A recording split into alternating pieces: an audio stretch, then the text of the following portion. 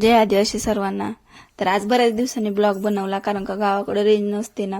आम्ही गावाला गेलोय सगळे. तर मस्तपैकी म्हणजे कशासाठी गावाला गेलो, तर आमच्याकडे दत्त जयंतीची मोठी यात्रा भरते. मोठी म्हणजे नाही, पण सप्ताह भरतो आणि यात्रा भरते दुसऱ्या गावात, पण तिकडे आम्ही काही जात नाही, कारण का टाइमच नसतोय तेवढा. ह्या वर्षी पहिल्यांदाच गेलोय, वेदूला घेऊन जायचं होतं. आणि मग छान सगळेजण डिंबे धरणाचा व्ह्यू पाहत, म्हणजे दुसऱ्या मार्गे गेलोय. 2 रस्ते आहेत, एक माझ्या आईच्या इकडनं आणि एक ननंदबाईच्या इकडनं.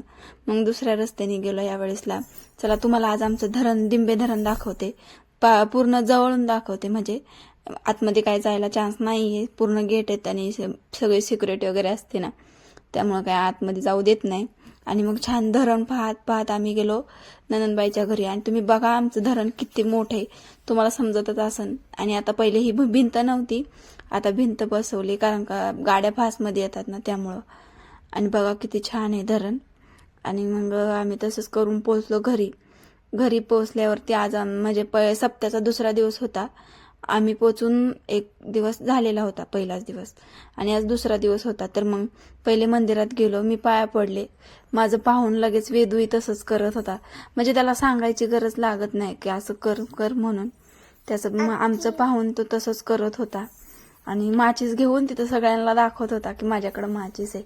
आणि मग मस्तपैकी मंदिरात दर्शन करून झाल्यावर मी तुम्हाला आता विचारते, एक म्हणजे विचारायचंय मला तुम्हाला, की जी मज्जा भजनात नाचण्यात आहे ना, ती मज्जा डीजे पुढं काय कुठंच नाचण्यात येत नाही. तुम्ही अनुभवला असाल तर नक्की कमेंट करून सांगा. आणि हे खरं आहे की नाही हे पण मला कमेंट करून सांगा. छान असं हरिपाठ, कीर्तन, दत्त जयंती सोहळा, असं सगळं कार्यक्रम झाला. आणि मी दत्त जयंती कशी झाली आमची ते पण यूट्यूबला फुल व्हिडिओ टाकलेला आहे, तुम्ही जाऊन बघू शकता. मी त्यांची लिंक पण याला कॅप्शनमध्ये देते, तुम्ही तिथं जाऊन पहा. किती छान प्रकारे मस्त अशी सगळ्या बायका वगैरे.